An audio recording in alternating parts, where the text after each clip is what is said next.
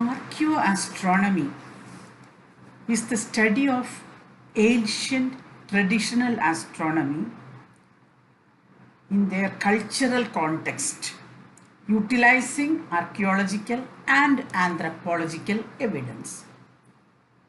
It is this part of science that I am studying. I first studied the ancient traditional astronomy of India and compared it with the modern things.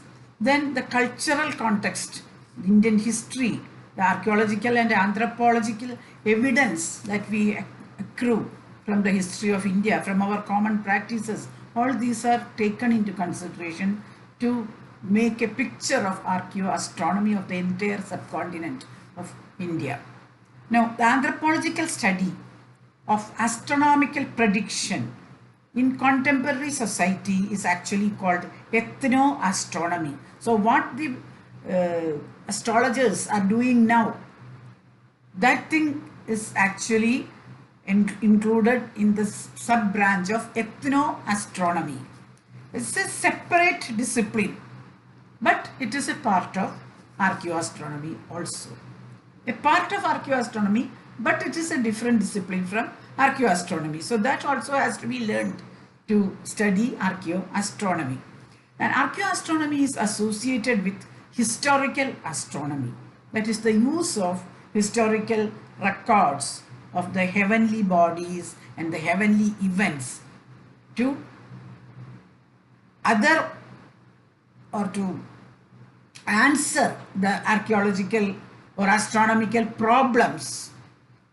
And the history of astronomy, which uses written records to evaluate the past astronomical traditions. In this come our ancient literary works, history records, which we get from various sites, and also the history of astronomy of India. All these are coming under this discipline. Now, in the West, the Stonehenges, the pyramids, etc. are important, whereas here, the megalithic monuments of India, the temple architecture, the construction of the townships right from the Indus Valley civilization, from the Mohenjo-daro, Harappa times up to today's temples, the existing ancient temples, the construction, the Vastu, the megalithic location in various areas, all these we have to study. In many books, I have seen that people are trying to establish the existence of an ancient astronomy, an astronomical science in India. But as an archaeoastronomer, this establishing the existence of ancient astronomy is not the goal. It's actually to see, the archaeoastronomers are seeking to explain why the people should have an interest in the night sky. Why? It's not that the interest is there, but why was the interest there? That is the interest of the archaeoastronomer. So my writings has to be read in that light. How and why the people got interested in these things. How they constructed these structures. No, those things are more important for an archaeoastronomer. Archeogeodesy is a study that encompasses the prehistoric and ancient place determination.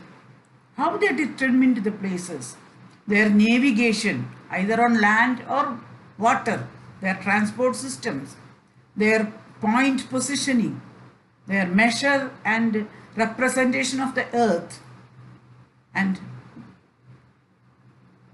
the geodesic phenomena and applied astronomy.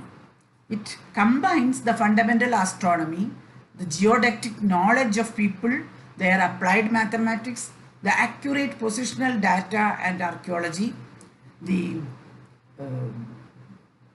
methodology for investigating the architecture, the placements, the spatial properties, the relationships, arrangements of prehistoric sites and monuments. So along with archaeoastronomy, the archeogeodesy, another branch, also becomes very important. This presents unique avenues of assessing ancient understanding of geography of a place. In the case of India, the subcontinent itself, and of the earth and cosmos as evidenced by archaeological remains. So, temporally, spatially and culturally diverse ancient monuments are related. They are not unrelated. So, these things are studied by these sciences. Knowing where you are, that is finding your way, it's a fundamental task of a human for human survival. The navigators, the surveyors, the cartographers are the specialists in this. But even a person who is away from his home finds his home. Even an animal finds its home back home. So finding its way means knowing where you are, and to methodically explore and chart the earth, we have to know the form and the size of the geoid, and advanced geodesic capabilities includes determination of the coordinates on the lands or at sea. Without that, we cannot find your place, where you are or where you are going. So these things are actually related to that, with point positions resolved by measurements linking terrestrial to celestial reference in a triangular net. That is the trigonometric part of it. There is a relationship between a celestial reference and a point on earth, and it forms the place where the man stands. A triangular network, a trigonometric relationship is there. The knowledge of celestial dynamics and the spatial properties of solar system are fundamental to the practice of geodesy. This was known to ancient Indians, and the purposeful geodetic arrangement of prehistoric monuments can infer and might demonstrate the fundamental and or the complex geodetic, astronomic and cosmographic knowledge not previously ascribed to or demonstrable for ancient and prehistoric cultures and civilizations. Archeogeodesy gives us the relationships expressed by ancient constructs.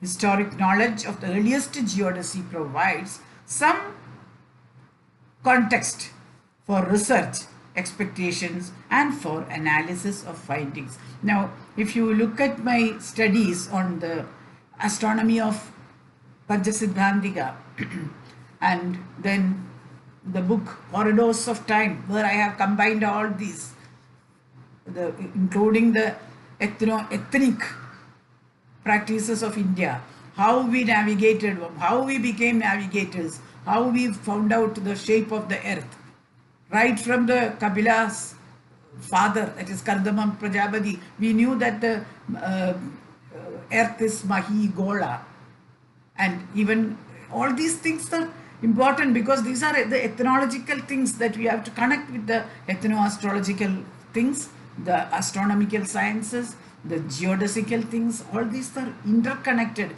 They are not, they cannot be studied alone. They have to be studied together.